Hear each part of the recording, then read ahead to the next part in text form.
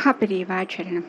ஹனுமனுக்கு சொல்லின் செல்வன் எப்படின்னு சொல்லிட்டு அழகான ஒரு பட்டம் கொடுத்துருக்காங்க. இங்கே இத்தனை பேர் இருந்தாலும் ஆஞ்சநேயருக்கு அப்படி என்ன விசேஷம் அப்படின்னா, அந்த சொற்களை கையாளுவதுன்னு ஒன்று இருக்கு இல்லையா. எந்த சூழ்நிலைகளில் நாம் எப்படி பேசினால் சரியாக இருக்கும் அப்படின்னு வார்த்தைகளை சுருக்கமாக பேசுவது. ஒரு சிலர் பேசுவாங்க, வளவளன்னு பேசிக்கிட்டே இருப்பாங்க. என்ன பேசினாங்கன்னு அடுத்தவங்களுக்கு புரிஞ்சிருக்குமான்னு தெரியாது. ஆனால் ஒரு சிலர் ரத்தின சுருக்கமாக பேசுவார்கள். அந்த ரத்தின சுருக்கத்திற்குள் 1000 தகவல்களை கொண்டு சேர்த்திருப்பார்கள். அப்படித்தான் இங்கு ஆஞ்சநேயரும் செய்தார். எந்தெந்த நேரங்களில் செய்தார், அவர் எப்படி என்ன செய்தார் அப்படின்னா, சீதை எங்கே இருக்கிறார்? ராவணன் அவளை எடுத்து சென்று விட்டான். எங்கே வைத்திருக்கிறான்? தன்னுடைய இலங்கையில் அசோகவனத்தில் வைத்திருக்கிறான். இப்பொழுது ராவண யுத்தம். ராவணனுக்கு ராவணனும் யுத்தம் செய்கிறார்கள். யுத்தத்தில் ராமன் என்ன செய்தார்? ராவணனை வென்று விட்டார்.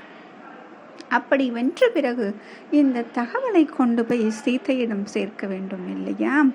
அப்பொழுது எப்படி சொல்வது? உடனே அங்கே போய் சொல்லும் பொழுது எந்த ஒரு வார்த்தையாவது மாறிவிட்டால் சொல்லி முடிப்பதற்குள் சீதை ஏதாவது தவறாக நினைத்து பதறிப்போய் ஏதாவது செய்துவிட்டால் என்ன செய்வது என்று ஒரே வார்த்தையாக எழுதினான். என்ன வார்த்தைங்க?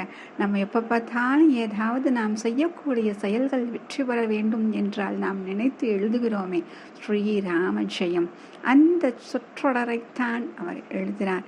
என்ன எழுதினார்? ராமனுக்கு ஜெயம். அந்த ராம அப்படிங்கிறதுக்கு ஸ்ரீராமர் எழுதினார். அப்போ அதை எழுதி எங்கே எழுதி காட்டினார் அப்படின்னா, அங்கிருந்த மணலில் எழுதி காட்டினார்.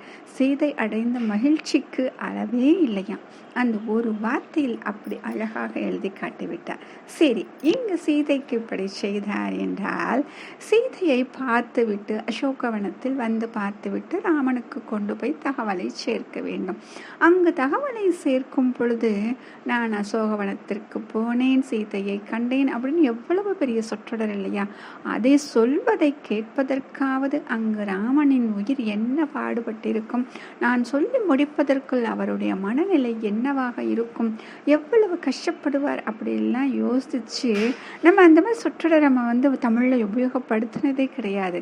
எப்படி எடுத்ததுமே நம்ம யாரை சொல்லுவோம் அப்படின்னா, ஒரு பெயரை சொல்லுவோம், பெயரை சொல்லிட்டு அடுத்தது அந்த செயலை சொல்லுவோம். ஆனால் இங்கு ஆஞ்சநேயர் என்ன செய்தார் என்றால், ஃபர்ஸ்ட் செய்த செயலை முதலை சொல்லிவிட்டு அடுத்தது பெயரை சொன்னார். எப்படி? கண்டேன் சீதையை என்று சொல்லி அங்கு அந்த ராமனின் உயிரை காப்பாற்றினார். இப்படித்தாங்க பேசுவது அப்படிங்கிறது பெரிய கலை. அந்த கலையை பெற்றிருந்தவர் ஆஞ்சநேயர். அதனால்தான் அவருக்கு சொல்லின் செல்வன் என்ற பட்டம் கிடைத்தது. மகாபெரிவா சரணம்.